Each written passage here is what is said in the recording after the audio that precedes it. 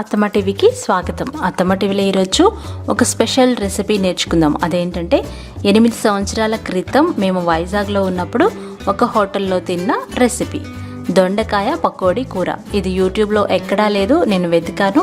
వాళ్ళు వేరే ప్రాసెస్లో చెప్పారు, అలా కాదనమాట. ఇది పర్ఫెక్ట్ ప్రాసెస్. అంటే హోటల్ స్టైల్లో చేసుకుని దొండకాయ పకోడీ కూర చాలా రుచిగా ఉంటుందండి. మీరు ఒకసారి చేశారంటే అసలు టేస్ట్ అసలు మర్చిపోరు. పప్పుచారుకి మంచి కాంబినేషన్ ఈ కూర. మరి ఇలాంటి కొత్త వంటలు నేర్చుకోవాలనుకుంటే అత్తమ్మ టీవీ సబ్స్క్రైబ్ చేసుకుని బెల్ సింబల్ని క్లిక్ చేయండి. మరి వంటలోకి వెళ్ళిపోదామా.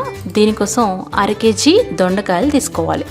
వీటిని శుభ్రంగా కడిగి రౌండ్గా కానీ పొడుగ్గా కానీ చాలా సన్నగా కట్ చేసుకోవాలి.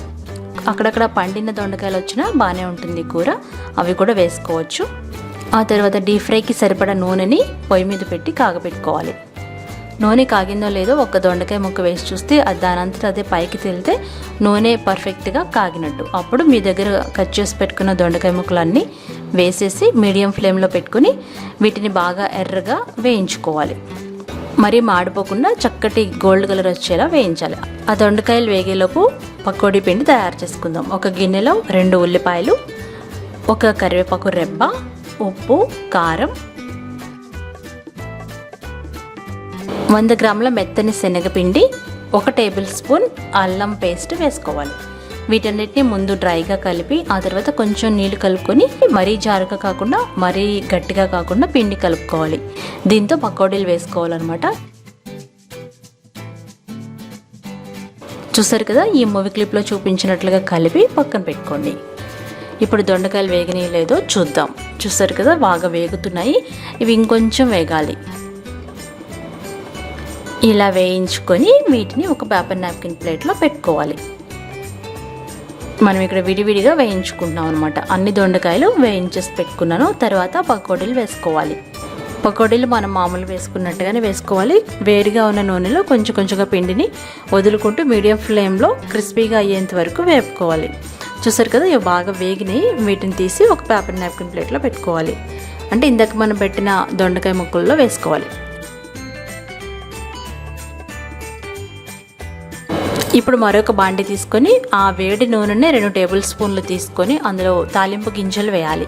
ఆ వేగిన తర్వాత ఒక పెద్ద ఉల్లిపాయ కట్ చేసుకొని అలాగే 4-5 పచ్చిమిరపకాయలు వేసుకొని వీటిని చక్కగా వేయించుకోవాలి. అందులో ఒక రెబ్బ కరివేపాకు కూడా వేసి ఇవి కాస్త మెత్తబడేంత వరకు మగ్గించాలి. చూసారు కదా, కలర్ మారినాయి కదా. ఇప్పుడు మనం 1 టేబుల్ స్పూన్ అల్లం వెల్లుల్లిపాయ పేస్ట్ వేసి పచ్చివాసన పోయేంత వరకు వేయించుకోవాలి. అందులో కట్ చేసుకున్న ఒక పెద్ద టమాటాని పండింది వేసుకుని ఈ టమాటా ముక్కలు మెత్తబడేంత వరకు మగ్గించుకోవాలి. ఇది మగ్గేలోపుగా మనం వేయించి పెట్టుకున్న పకోడీల్ని చిన్న చిన్న ముక్కలుగా కట్ చేసుకోవాలి.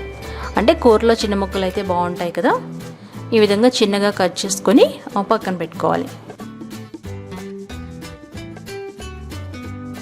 ఎప్పుడైతే టమాటా ముక్కలు బాగా మెత్తబడినాయో అప్పుడు తగినంత కారం, కొద్దిగా ఉప్పు, 1 టీ స్పూన్ గరం మసాలా పొడి వేయాలి. గరం మసాలా పొడి లింక్ డిస్క్రిప్షన్ బాక్స్లో ఉంది, చూడండి.